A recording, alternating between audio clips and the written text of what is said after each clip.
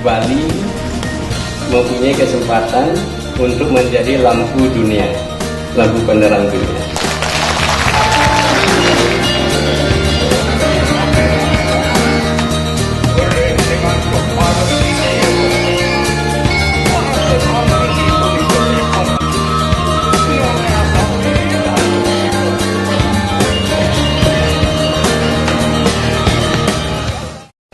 Jadi saya waktu itu sedang memasuki keadaan kesadaran yang sudah tidak ingin apa-apa lagi. Mohon maaf karena kita berbicara tentang meditasi, jadi izinkan Titiang Nyatwo, izinkan saya berbicara tentang hal-hal yang tidak masuk akal. Karena hal-hal spiritual itu hal-hal yang tidak bisa disentuh oleh intelijen kita yang setajam apapun. Jadi kita suci menyebutkan na medhaya, bahkan medha ini ke dalam bahasa Sanskerta artinya kecerdasan yang super duper tajam. Kesadaran super tajam pun tidak akan mampu menyentuhnya. Jadi hal-hal spiritual itu seperti ini sekali tradisi leluhur kita banyak yang tidak masuk akal. Tetapi kebenaran kemuliaannya di sana ada. Seperti itu dah hal-hal dunia spiritual sangat jauh kebalik dengan hal-hal dunia. Jadi waktu itu saya sedang memasuki kesadaran sudah tidak ingin apa-apa. Dan sejelas-jelasnya ada yang memberikan saya amplop tebal seperti ini, saya lihat seperti kertas koran, tidak tertarik sama sekali. Dan sudah saya tekadkan saya tidak mau ketemu orang lagi, saya hanya mau dengan diri saya sendiri, dengan widi. Nah, kesadaran seperti itu. Dan di India saya bertemu dengan yogi-yogi, pendeta-pendeta yang tingkat puncak. Bahkan ada yang menghidupkan orang meninggal itu hanya dengan menepuk lehernya, ditepuk itu hidup. Dan beliau-beliau seperti itu banyak yang menginginkan saya jadi muridnya. Tetapi saya tidak mencari hal-hal miracle seperti itu. Jadi saya tidak berguru, berteman.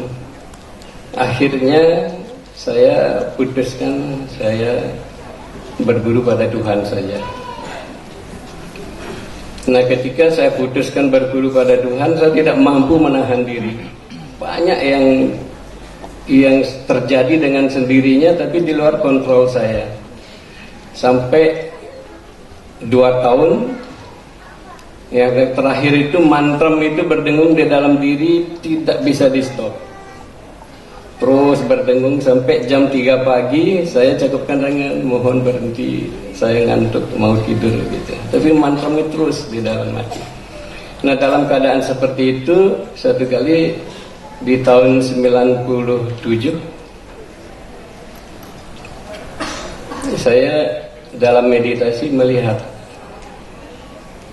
Pak Arto jatuh, yang hal tidak mungkin zaman itu, kurang lebihnya gitu. Nah, saya sampaikan kepada Bapak Duta Besar kita di New Delhi waktu itu, Bapak Jenderal Gatot Suwardi, bahwa akan ada kejadian-kejadian begini dan seterusnya, orang saling bunuh yang kita bersama menyaksikan. Dan apa yang saya lihat dalam meditasi itu begitu menakutkan. Gimana orang begitu sampai hatinya memotong leher orang. Dan apa yang saya lihat, sekian minggu kemudiannya muncul di koran di India, ada yang potongan kepala orang ditusuk dengan tombak, terus hidungnya dimasukin rokok gitu. Ngeri, saya sampai tidak bisa tidur. Jadi kalau tidur saya harus nyalakan lampu gitu. Dan di sanalah awalnya. Jadi saya berpikir saya anak bangsa, saya tidak ikhlas melihat bangsa saya seperti ini. Nah, lalu saya kenal kawan waktu itu belum sebagai guru saya, yang kalau beliau berdoa itu pasti jadi. Nah, saya ingin mengajak beliau ke Indonesia tetapi tidak punya uang. Nah, itu diceritakan nanti, tadi malam saya melihat diceritakan lewat channel tadi yang akan bersama-sama kita lihat. Akhirnya beliau kita iring ke Indonesia. Begitu di dalam perjalanan kita tidak bercerita, beliau tidak ngomong, hanya meditasi. Saya juga berjapa terus berdoa supaya bangsa kita tenang, damai, dan NKRI kita tidak terganggu. Itu rasa yang harus saya wujudkan sebagai anak bangsa. Lahir di Pertiwi Indonesia, di Ibu Pertiwi Ring Bali, kita tidak mempunyai kesadaran seperti itu. Saya takut, saya meragukan apa saya benar orang Ubud. Jadi akhirnya begitu turun di tanah Cengkareng, yang menyembah Ibu Pertiwi, mohon beliau berkenan damai dan selamat, tidak sampai kita NKRI kita terganggu. Nah, saya melihat dua makhluk hitam besar keluar dari tanah, naik ke atas terus lenyap. Saya berpikir, wah, aman. 3 berlian dalam hidup ini kita bisa dapatkan melalui meditasi angka, yaitu berlian pertama, kesehatan lebih. Tanpa kesehatan apapun dan siapapun kita tidak ada artinya. Banyak kita melihat orang-orang kaya hanya berbaring di rumah sakit berbulan-bulan, bertahun-tahun, atau dokter mengatakan Anda boleh makan bayam saja. Jadi kesehatan itu berlian. Adik Rai mengatakan kesehatan itu akan berharga di mata orang ketika mampir ke rumah sakit ketemu Pak Dokter. Jadi hargailah kesehatan sebelum kita sakit. Nah, meditasi angka bisa membantu untuk itu. Berlian kedua, kedamaian pikiran. Jika pikiran kita tidak damai, banyak hal yang aneh-aneh kita bisa lakukan, banyak keputusan yang ngawur bisa terjadi, diambil. Jadi kedamaian pikiran itu perlu, itu bisa diberikan oleh meditasi angka. Dan sering kasih itu tidak murni, terganggu oleh makanan, pergaulan, interest pribadi, sehingga kita bergaul dengan orang itu hanya kalau ada kepentingan. Kita menyayangi orang itu hanya kalau orang itu memberi sesuatu kepada kita. Jadi kasih sejati itu susah muncul. Atau kita berhasil lahir hanya dari kandungan yang sama, itu kita tidak saling sapa. Nah, ini bisa dibantu oleh meditasi angka. Dan kita sudah ke beberapa, ke lapas seperti itu, kita masuk. Dan khususnya bukan di Indonesia, sekarang ini barangkali saya boleh katakan tidak ada negara yang tidak ada orangnya mempraktikkan meditasi angka. Sudah menyebar seperti itu. Dan yang di Eropa saya ceritakan, dan Rusia, karena saya lebih banyak di Eropa dan Rusia. Orang-orang itu berhenti drug, berhenti narkoba hanya setelah sekian lama mempraktikkan meditasi angka. Mereka menangis, bahkan sisa dari drugnya, dari narkobanya itu tidak dijual. Itu kan uang mahal, uang banyak, itu tidak dijual, dilarung ke laut, dibuang. Jadi apa yang ingin saya sampaikan adalah bahwa meditasi angka ini produk Bali.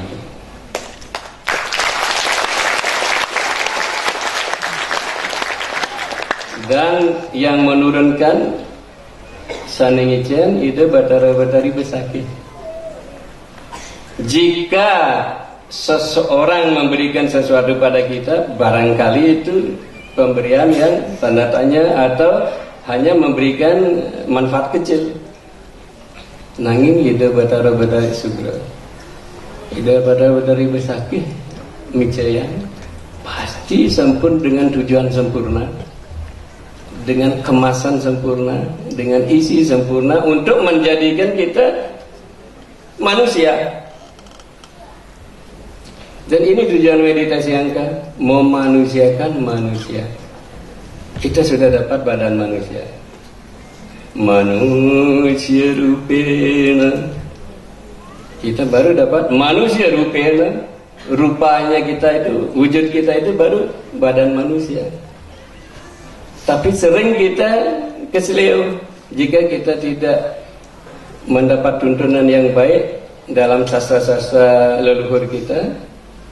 Kita bisa tidak mengisi manusianya, kita bisa alpa mengisi manusianya. Dan kelemahan kita di umat Hindu, khususnya di Bali, adalah kita beragama tidak bersama kitab suci. Nah, itu yang kami tekankan. Tekad kami adalah setiap umat, setiap rumah umat ini harus ada kitab suci Bhagavad Gita paling tidak. Kalau tidak, sunnah tan wenten, lampu senter tan wenten. Wenten sanema duwe lampu senter mencet ini ke iwang. Gandongan lampu senter pencet di belakang galang, memargi ke depan gelap. Nah, ini yang kita berusaha sentuhkan melalui meditasi Anda. Kita ingin misalnya di Bali, supaya jangan menjadi orang yang lahir di Bali. Banyak kita itu belum menjadikan diri kita orang Bali, hanya baru berhasil lahir di Bali. Tahun berapa yang seorang Ibu Gedong almarhum seminar, dia menyampaikan tentang keluhan semeton Bali dan bahasa Bali.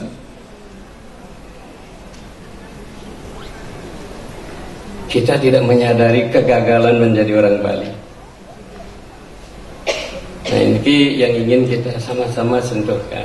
Dia yang dijemput di airport di Moskow.